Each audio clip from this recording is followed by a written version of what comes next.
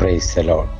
കർത്താവിൻ്റെ ധന്യതിരുനാമം ഇന്ന് ഈ പ്രഭാതത്തിൽ മഹിമപ്പെടുമാറാകട്ടെ. ചില ദിവസങ്ങൾക്ക് ശേഷമാണ് നമ്മൾ ദൈവജനമായിട്ട് പ്രഭാതയാമത്തിലെ ഡെയിലി ബ്രെഡുമായിട്ട് അടുത്ത് വരുന്നത്. ഇന്ന് ഈ പ്രഭാതത്തിൽ ഈ 2025 മൂന്നാം മാസത്തിൻ്റെ മൂന്നാമത്തെ ദിവസം ഒരുമിച്ച് നമുക്ക് കാണുവാൻ, ഒരുമിച്ച് ദൈവത്തിന് ചുറ്റാകെ ഇരിക്കുവാനും ദൈവത്തിൻ്റെ ആത്മാവ് തന്ന നല്ല ഭാഗ്യത്തിനായും ആയുസ്സിനും ആരോഗ്യത്തിനും ആയും കർത്താവ് തന്നിരിക്കുന്ന ആ ഉദയസൂര്യൻ്റെ പൊൻകിരണങ്ങൾ, അതേ നീതി സൂര്യനാകുന്ന യേശു കർത്താവിൻ്റെ പൊൻകിരണങ്ങൾ വഴി നടത്തുന്ന ആ പ്രകാശത്തിനകത്ത് നടത്തുവാനും നമ്മളെ പരിപാലിച്ച ദൈവത്തിൻ്റെ കൃപയിൽ ആശ്രയിച്ചുകൊണ്ട് കർത്താവിന് സകല മാനവും മഹത്വവും അർപ്പിച്ചുകൊണ്ട് ഇന്നത്തെ വേദവചന ധ്യാന ചിന്തയിലേക്ക് കിടക്കാം. ഇന്നത്തെ ധ്യാനത്തിനായി എബ്രായ ലേഖനം 4-ാമത്തെ അധ്യായം 16-ാമത്തെ വാക്യം, ഹീബ്രു ചാപ്റ്റർ 4 വേഴ്സ് 16 വായിച്ചു കേൾപ്പിക്കുന്നു. അതുകൊണ്ട് കരുണ ലഭിക്കുവാനും തക്ക സമയത്ത് സഹായത്തിലുള്ള വരം പ്രാപിപ്പാനുമായി, കൃപ പ്രാപിപ്പാനുമായി നാം ധൈര്യത്തോടെ കൃപാസനത്തിന് അടുത്തു ചെല്ലുക. ഒന്ന്, അതുകൊണ്ട് എന്നാണ് തുടങ്ങുന്നത്. അതുകൊണ്ട് എന്ന് പറയുമ്പോൾ ഇതിന് മുകളിൽ പറഞ്ഞിട്ടുള്ള കുറേ കാര്യങ്ങളുണ്ട്. ഇനി അതുകൊണ്ട് എന്താണ് ചെയ്യേണ്ടിയത് എന്ന് പറഞ്ഞിട്ട് നമുക്ക് ആ ഭാഗത്തേക്ക് വരാം. അതുകൊണ്ട് അത് വിവരിക്കാം എന്തുകൊണ്ടൊക്കെയാണ് എന്നുള്ളത്. അതുകൊണ്ട് തക്ക സമയത്ത് സഹായത്തിനുള്ള വരം പ്രാപിപ്പാൻ, തക്ക സമയത്ത് കരുണ ലഭിപ്പാൻ ധൈര്യത്തോടെ കൃപാസനത്തോളം അടുത്തു വരിക. ഒന്ന്, ഈ കൃപാസനം ഇന്ന് ഭയങ്കര ഫേമസ് ആണ്. കൃപാസനത്തെ പ്രാർത്ഥിക്കുക എന്നൊക്കെ പറയുമ്പോൾ എന്തുകൊണ്ടാണ് പുസ്തകം കൃപാസനം എന്ന് ഉപയോഗിച്ചിരിക്കുന്നത് എന്ന്, ആ കരുണ ലഭിക്കുന്ന ഇടം, സഹായത്തുള്ള വരം പ്രാപിക്കുന്ന ഇടം, അത് കൃപാസനം തന്നെയാണ്. എന്തുകൊണ്ടാണ് കൃപാസനം എന്ന് ഉപയോഗിച്ചിരിക്കുന്നത്? കൃപാസനം എന്ന് പറയുന്നത് പഴയ നിയമകാലത്ത് ദൈവവും മനുഷ്യനുമായിട്ടുള്ള ബന്ധത്തിൽ സമ ആഗമന കൂടാരം, മനുഷ്യൻ ദൈവത്തോടടുത്ത് വരികയും ദൈവം മനുഷ്യന്റെ അടുത്തേക്ക് ഇറങ്ങി വരികയും ചെയ്യുന്ന സമമായ ആഗമിക്കുന്ന സന്ധിക്കുന്ന ഒരിടമുണ്ടായിരുന്നു. അതിനാണ് മോശയുടെ കാലത്ത് പണിതുണ്ടാക്കിയ ടാബർനാക്കൾ, സമാഗമന കൂടാരം എന്ന് പറയുന്നത്.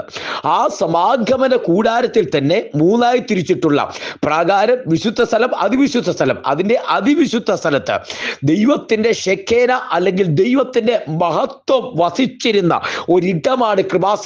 പെട്ടകത്തിന്റെ മുകളിലായി കെരൂബുകൾ മുഖത്തോട് മുഖം നോക്കി ചിറക് വിരിച്ചു നിന്ന ആ ചിറകിന്റെ മുകളിൽ ദൈവത്തിന്റെ ഷെക്കേന അഥവാ ദൈവത്തിന്റെ സാന്നിധ്യം, മഹത്വം ഇറങ്ങി നിന്നിരുന്ന ആ സ്ഥലമാണ് കൃപാസനം എന്ന് പറയുന്നത്. എന്നാൽ യേശു കർത്താവിന്റെ ക്രൂശ് മരണത്തോടെ ആ മനുഷ്യനെ വേർതിരിച്ചിരുന്ന, ദൈവത്തെയുമായിട്ട് വേർതിരിച്ചിരുന്ന ആ വിശുദ്ധ സ്ഥലത്തിന്റെ തിരശീല മേൽത്തൊട്ടടിയോളം രണ്ടായി ചിന്തിപ്പോയി. വേർപാടിന്റെ നടുച്ചുവർ ഇടിച്ചു കളഞ്ഞിട്ട് ഏതു സമയത്തും ഏതൊരാൾക്കും എല്ലായ്പ്പോഴും ആ കൃപാസനത്തിന്റെ അടുക്കിലേക്ക് ചെല്ലുവാൻ തക്കവണ്ണം പ്രവേശനം സാധ്യമാക്കിയ ക്രൂശിന്റെ മരണം കൊണ്ട്, അതുകൊണ്ടാണ് പറയുന്നത്, അതേ ആ കൃപാസനത്തിലേക്ക് സഹായത്തുള്ള വരം പ്രാപിപ്പാൻ, അതേ കൃപ പ്രാപിപ്പാൻ ഏതു സമയത്തും. അപ്പൊ ഒരു ചോദ്യമുണ്ട്, പഴയ നിയമകാലത്ത് ഏതു സമയത്തും ഉണ്ടായിരുന്നില്ല.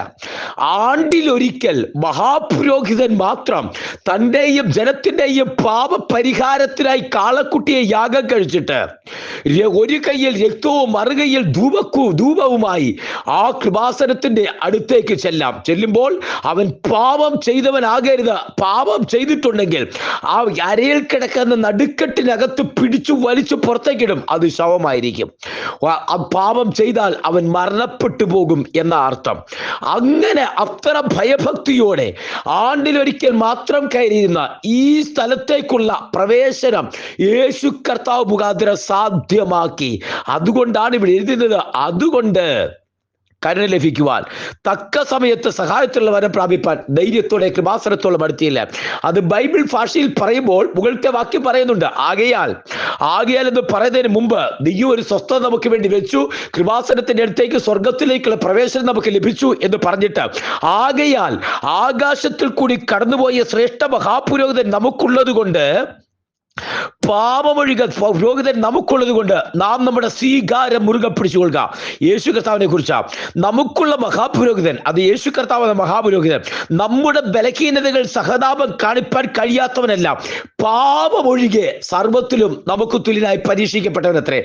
അതുകൊണ്ട് കരുണ ലഭിക്കുവാൻ, അതാണ് ആ വാക്ക്, അതുകൊണ്ട് കരുണ ലഭിക്കുവാൻ തക്ക സമയത്ത് സഹായത്തുള്ള വരം പ്രാപിപ്പാൻ ധൈര്യത്തോടെ കൃപാസനത്തോളം അടുത്തു വരുവാൻ. അതാ ഇന്ന് ഈ വചനം കേട്ടുകൊണ്ടിരിക്കുമ്പോൾ എബ്രായ ലേഖനത്തില് വിശുദ്ധന്മാരെ ഉറപ്പിക്കുന്ന ക്രൂരമായ റോമൻ പീഡാകാലത്ത്, റോമൻ പീഡയുടെ കാലഘട്ട റോമൻ ഭരണാധികാരികൾ, റോമ ചക്രവർത്തിമാരായ നീറോയും ഡൊമിനീഷ്യനും ഡയോക്ലിഷ്യനും വെസ്പേഷ്യൻ തുടങ്ങിയുള്ള ക്രൂര ഭരണാധികാരികൾ സഭയെ പിച്ചു ചീന്തി ഇല്ലാതാക്കി, അനേകരെ രക്തസാക്ഷികളാക്കി, മരത്തോട് മരം ചേർത്ത് പിടിച്ച് വലിച്ചു കീറി, വലിയ വണ്ടികളിൽ, കുതിര വണ്ടികളെ കെട്ടി റോഡിൽ കൂടെ വലിച്ചഴച്ച്, ഇനിയും ചിലരെ വെട്ടിക്കൊന്ന്, വാളിനാൽ വെട്ടിക്കൊന്ന്, ചിലരെ തടവിലിട്ട്, ചിലരെ കാളക്കുട്ടി, ലോഹം കൊണ്ടുണ്ടാക്കുന്ന കാളക്കുട്ടിക്ക് അകത്തിട്ട് അടിയിൽ തീ കൊടുത്തവരെ കൊന്നുകളഞ്ഞു, ചിലരെ തോലിനകത്തിട്ട്, അതിനകത്തിട്ട് വെയിലത്തിട്ട് ഉണക്കി അവരെ കൊന്നുകളയുമ്പോൾ, ചിലരെ തുണി ചുറ്റി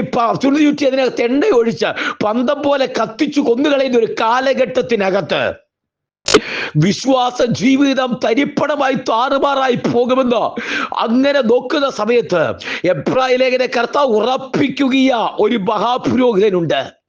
ഇവൻ സഹതാപം കാണിപ്പാൻ കഴിയാത്തവനല്ല, ഇവൻ പുറത്തു നിന്ന് ചാടിച്ചല്ല കാണുന്നവനല്ല, മറിച്ച് നിന്റെ പ്രതിസന്ധിയുടെ നടുവില്, വേദനയ്ക്ക് നടുവില്, നിനക്ക് ഉത്തരമില്ലാതെ തോന്നുന്ന കാര്യങ്ങൾക്ക് മുമ്പില്, ചില ചോദ്യങ്ങൾക്ക് ഉത്തരമില്ലാതെ മുട്ടുമടക്കി നിൽക്കുമ്പോൾ അതുകൊണ്ട് കരുണ ലഭിക്കുവാൻ, തക്ക സമയത്ത് സഹായത്തുള്ള വരം പ്രാപിപ്പാൻ ധൈര്യത്തോടെ boldly and courageously come into the തോഡ് ഓഫ് ഗ്രേസ്. ഇന്ന് ഈ വചനം കേൾക്കുമ്പോ ഇടയ്ക്കാര്യമില്ല കുഞ്ഞെ, നിന്റെ ഇടയ്ക്കാര്യമില്ല. നീ മഹാപുരോഹിതന്റെ അടുക്കലേക്ക്, നീ ശ്രേഷ്ഠ മഹാപുരോഹിതന്റെ അടുക്കലേക്ക്, ഹല്ലേലൂയ, ഒന്നടുത്തു വരുവാൻ. അവൻ സഹതാപം കാണിപ്പാൻ കഴിയാത്തവനല്ല, അഖിലാണ്ടത്തിന്റെ ഉടയവനാണ്, വാക്കുകൊണ്ട് പ്രപഞ്ചത്തെ ഉണ്ടാക്കിയവനാണ്, ഒരു വാക്കുകൊണ്ട് ആകാശത്തെ ചമച്ചവനാണ്. അതെ, മരിച്ചതിനെ ജീവിപ്പിക്കുന്നവൻ, ഇല്ലാത്തതിനെ ഉള്ളതിനെ പോലെ വിളിച്ചു വരുത്തുന്നവൻ. Hallelujah, hallelujah. ആ നാമം വലിയതാ. ആ നാമമാണ് പറയുന്നത്, അതുകൊണ്ട് കരുണ ലഭിക്കുവാൻ, തക്ക സമയത്ത് സഹായത്തുള്ള വരം പ്രാപിപ്പാൻ ധൈര്യത്തോടെ, ഹല്ലേലൂയ, കൃപാസനത്തോളം അടുത്തു വരുവാൻ, ഹല്ലേലൂയ, ധൈര്യത്തോടെ കൃപാസനത്തോളം അടുത്തു വരുവാൻ. ഞാൻ ഈ വചനം സംസാരിച്ചു കൊണ്ടിരിക്കുമ്പോൾ ജീവിതത്തിൽ മുന്നോട്ട് പോകാൻ കഴിവില്ലാതെ, ആരോരും ആശ്രയമില്ലാതെ മുന്നോട്ട് പോകാൻ പറ്റത്തിൽ ഇനി എന്തെന്ന് ചോദിച്ചു നിൽക്കുന്ന നിന്നോട് ആത്മാവിൽ വിളിച്ചു പറയട്ടെ, ഇതൊരു അവസാനമല്ല കുഞ്ഞെ. അതുകൊണ്ട് ആരും നിന്നെ സഹായിക്കാൻ ഇല്ലാതിരിക്കുമ്പോൾ ഇങ്ങോട്ട് അടുത്തു വരുവേ. എന്റെ മുഖം മൃദു, എന്റെ ഭാരം ലഘുവുമായിട്ട് അധ്വാനിക്കുന്നവരും ഭാരം ചുമക്കുന്നവരുമേ എന്റെ അടുക്കൽ വരുവാൻ പറഞ്ഞവർ.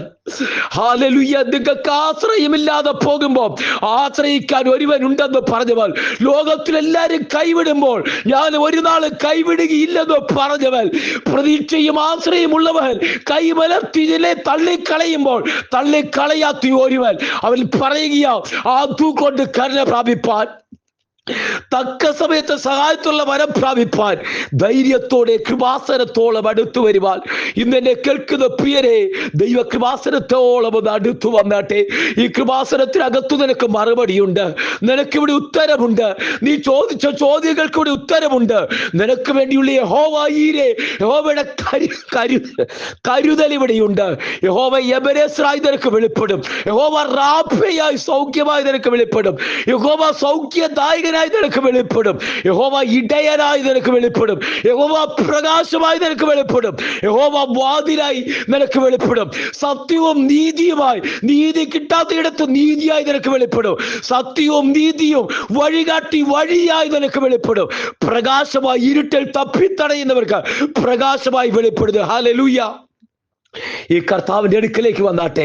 ആ വചനം പറഞ്ഞ് അവസാനിപ്പിക്കട്ടെ. അതുകൊണ്ട് കരുണ ലഭിക്കുവാൻ, തക്ക സമയത്ത് സഹായത്തുള്ള വരം പ്രാപിപ്പാൻ ധൈര്യത്തോടെ കൃപാസനത്തോളം അടുത്തുവാ.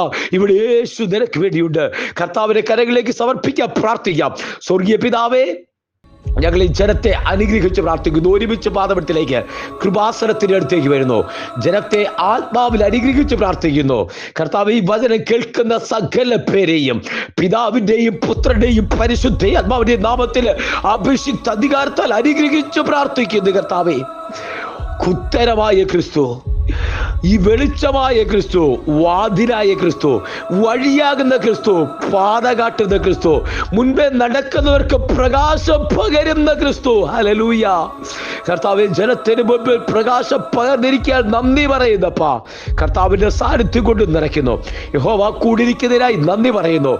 മറുപടിയായി, കരുതലായി, വഴിയായി, കൂടെയുള്ളതിനായി നന്ദി കർത്താവേ. തൃക്കരങ്ങളിലേക്ക് സമർപ്പിക്കുന്നു, ദൈവകരങ്ങളിലേക്ക് സമർപ്പിക്കുന്നു. അവിടുത്തെ കരം കൂടിയിരിക്കുന്നതിനായി നന്ദി പറയുന്നു. യേശുവിന്റെ കരങ്ങളിലേക്ക് സമർപ്പിക്കുന്നു. അവിടുന്ന് പ്രാർത്ഥന കേട്ടിരിക്കാൻ സ്തോത്രം ചെയ്യുന്നപ്പ. ജനത്തെ കർത്താവ് അനുഗ്രഹിച്ചിരിക്കാൻ സ്തോത്രം.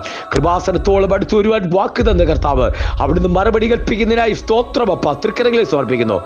പ്രാർത്ഥന കേട്ടിരിക്കാൻ സ്തോത്രം. സകല അനുഭവത്തോടെ എടുക്കും യേശുവിൻ നാമത്തിൽ തന്നെ. ആമേൻ, ആമേൻ, ആമേൻ, ആമേൻ, ആമേൻ. കർത്താവ് എല്ലാവരെയും അനുഗ്രഹിക്കട്ടെ. ദൈവം കൂടിയിരിക്കട്ടെ. God bless you and walk with Jesus. കർത്താവിന്റെ ആത്മാവോട് ചേർന്ന് നടക്കാം. അടുത്ത സെഷൻ നമുക്ക് വീണ്ടും കാണാം. കർത്താവ് അനുഗ്രഹിക്കട്ടെ. God bless you.